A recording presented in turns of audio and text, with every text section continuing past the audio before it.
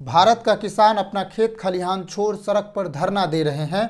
उनके ऊपर बीत रही अपबीती का अंदाजा इसी बात से लगाया जा सकता है कि वो 10 महीने से धरना पर बैठे हैं। सर्दी हो या गर्मी, धूप हो या बरसात, यहीं काट रहे हैं। परिवार से दूर अपने हक की लड़ाई लड़ने शंभू और खनौरी बॉर्डर पर बैठे हुए हैं। इस 10 महीने के धरना प्रदर्शन में अब तक 36 किसानों की मौत हुई है। कई किसानों ने आत्महत्या भी कर लिया है। दिल्ली कूच करने जा रहे किसानों के एक समूह में 150 लोग शामिल थे। उसी समूह में शामिल रमेश सिंह ने सल्फास खाकर अपनी जान ले ली। रमेश सिंह का उम्र मात्र 55 साल था। सल्फास खाने के बाद उन्हें पटियाला के राजेंद्र अस्पताल ले जाया गया, लेकिन जान नहीं बच सकी। ये कहानी सिर्फ रमेश सिंह का नहीं है जिसने आत्महत्या किया है, बल्कि ऐसे कईयों किसानों का है जो वहां पर धरना पर बैठे थे लेकिन तंग आकर खुदकुशी कर ली है। आंदोलन कर रहे किसान अपनी मांगों को लेकर डटे हुए हैं, लेकिन सरकार अब भी इनकी मांगों पर ध्यान नहीं दे रही है। जब ये अपनी मांगों को रखने के लिए दिल्ली की ओर बढ़ते हैं तो इन्हें रोक दिया जाता है। आंसू गैस के गोले दागे जाते हैं, पानी बरसाया जाता है, बैरिकेडिंग कर दी जाती है, लेकिन उन्हें जाने नहीं दिया जाता है।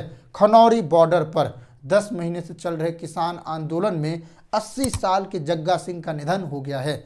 उनके पैतृक गांव में अब उसका अंतिम संस्कार होगा। जग्गा सिंह के निधन के वक्त उनके परिवार का कोई भी सदस्य उनके पास मौजूद नहीं था। अभी तक 36 मौतें हुई है। क्या यह आंकड़ा छोटा है? इससे पिछले किसान आंदोलन में 700 से ज़्यादा किसानों की जान गई थी। बाद में सरकार ने उस बिल को वापस ले लिया जिसके विरोध में प्रदर्शन हो रहा था। किसानों की मांगें सुनी गई और वादा किया गया कि जल्द ही इसे पूरा किया जाएगा, लेकिन ये मांगें आज तक पूरा नहीं हुआ है। आज जिस मांगों को लेकर धरना हो रहा है वो वही मांगे हैं जो पिछले किसान आंदोलन में भी थी। सरकार से निवेदन किया गया कि जिन 700 किसानों की जान गई है उन्हें शहीद घोषित करे, उन्हें मुआवजा दे, लेकिन ऐसा कुछ नहीं हुआ।